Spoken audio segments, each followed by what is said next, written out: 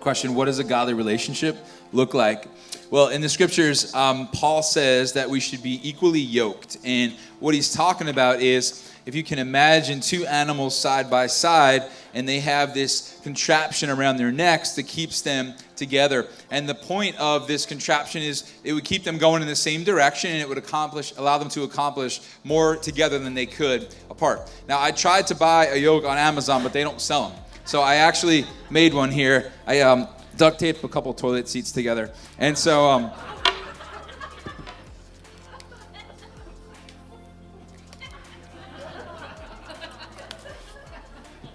they're just slightly used. And so this is sort of the image that Paul was maybe trying to get us to think about. Let me get this off my beautiful wife here.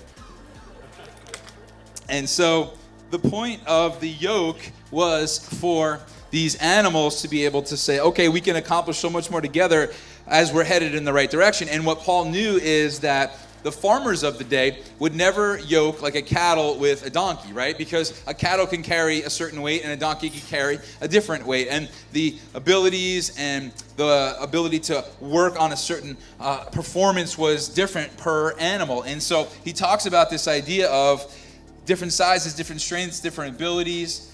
In the same way, he says, let's not yoke together with someone with different strengths and sizes and abilities, so to speak, spiritually.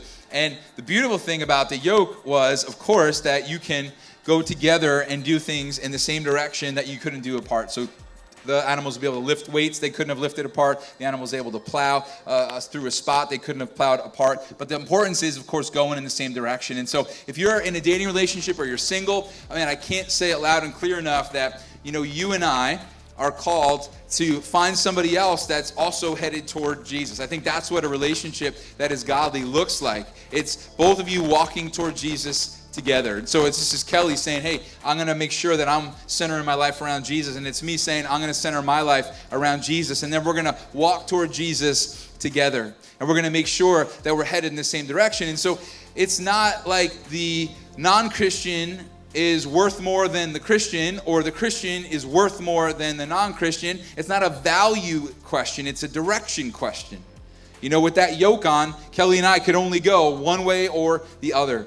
And so I just want to encourage you guys to be in a kind of relationship where you're able to push someone toward Jesus and they're able to push you toward Jesus as well. And so if you're in a marriage, we've already talked about, just love them well, pray for them, and make a splash. Let's see God do something great.